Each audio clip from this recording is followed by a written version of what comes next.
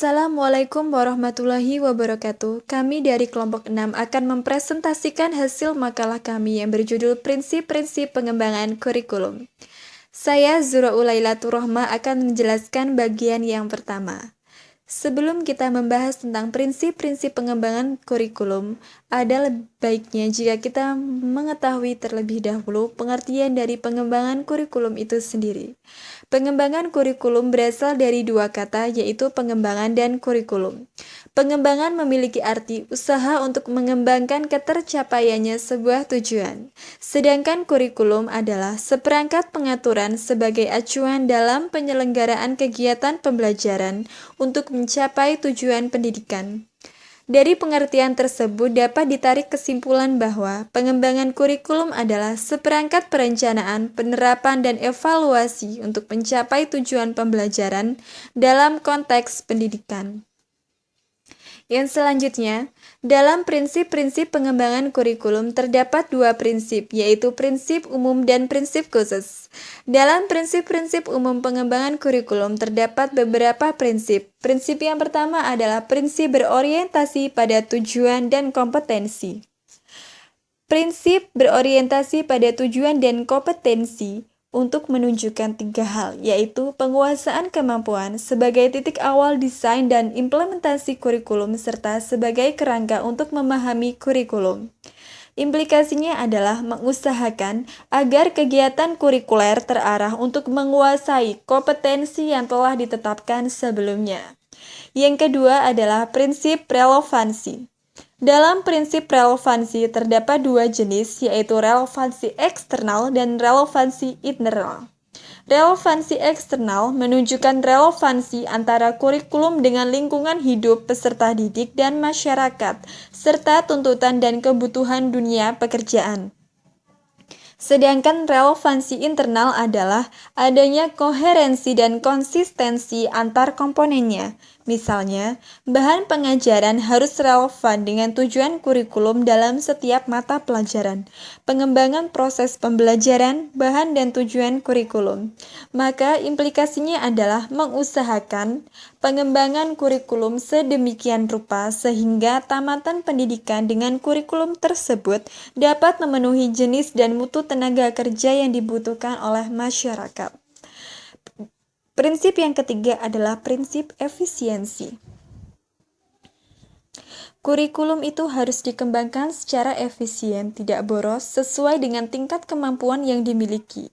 Ini menyeratkan bahwa akan terdapat keragaman tingkat kemampuan di berbagai daerah dan sekolah penyelenggara pendidikan yang sifatnya sangat relatif.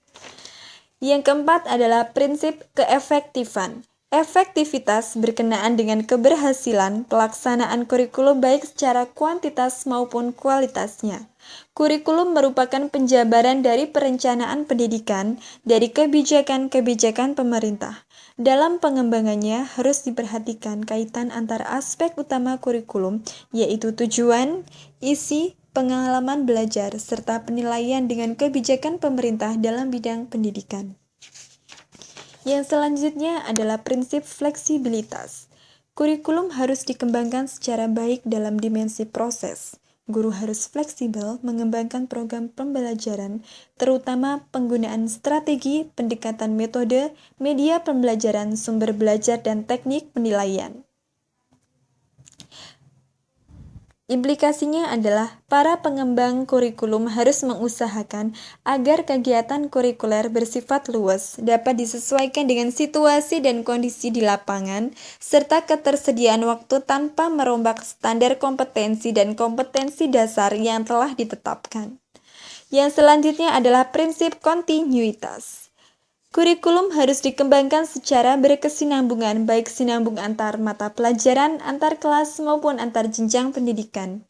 Hal itu dimaksudkan agar proses pendidikan bisa sistematis, di mana pendidikan kelas atau jenjang yang lebih rendah harus menjadi dasar atau patokan untuk melanjutkan pada kelas dan jenjang di atasnya. Dengan demikian, akan terhindar dari tidak terpenuhinya kemampuan prasyarat awal siswa untuk mengikuti pendidikan pada jenjang pendidikan yang lebih tinggi. Maka implikasinya adalah mengusahakan agar kegiatan setiap kurikuler merupakan bagian yang berkesinambungan. Dan yang terakhir adalah prinsip sinkronisasi. Kurikulum harus dikembangkan dengan mengusahakan agar semua kegiatan kurikuler, ekstrakurikuler, serta pengalaman belajar lainnya dapat serasi, selaras, seimbang, searah, dan setujuan. Jangan sampai terjadi sesuatu kegiatan kurikuler menghambat, berlawanan, dan mematikan kegiatan-kegiatan kurikuler lainnya, termasuk dengan kegiatan ekstra dan co-kurikuler. Baik, yang selanjutnya adalah prinsip-prinsip khusus dalam pengembangan kurikulum yang akan dijelaskan oleh Wahyu Endang Aryati. Prinsip khusus pengembangan kurikulum. Yang pertama adalah tujuan pendidikan. Prinsip ini ditinjau dari tujuan sebagai salah satu komponen pokok dalam pengembangan kurikulum, di mana tujuan ini berisikan tentang strategi pembangunan dalam pendidikan. Yang kedua yakni pemilihan isi pendidikan. Di dalamnya harus terdapat dasar suatu negara, di mana isi kurikulum harus mengembangkan cipta, rasa, moral, dan budi pekerti yang luhur. Isi kurikulum ini harus sesuai dengan minat dan kebutuhan serta perkembangan masyarakat. Yang ketiga adalah didaktik dan metodik. Prinsip didaktik dan metodik ini berisikan semua pengetahuan dan kegiatan yang diajarkan dengan metode yang fungsional dan praktis. Pengetahuan dan kegiatan harus diselaraskan dengan taraf pemahaman dan perkembangan peserta didik, agar materi yang diberikan dapat dan bisa diterima oleh peserta didik. Yang keempat adalah media dan sumber belajar. Prinsip media dan sumber belajar harus sesuai dengan standar kompetensi dan kompetensi dasar, materi pelajaran, karakteristik, media pembelajaran, perkembangan peserta didik, dan kemampuan guru. Yang kelima adalah evaluasi. Prinsip evaluasi ini di mana kurikulum yang telah diterapkan harus dievaluasi. Apakah jenis kurikulum yang diberikan kepada peserta didik sesuai atau tidaknya dengan kemampuan peserta didik dan dapat diterima baik atau justru malah mempersulit.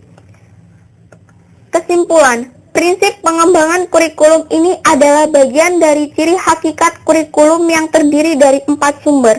Yang pertama data empiris, yang kedua eksperimen, yang ketiga cerita atau flow of kurikulum, dan yang keempat adalah akal sehat atau common sense.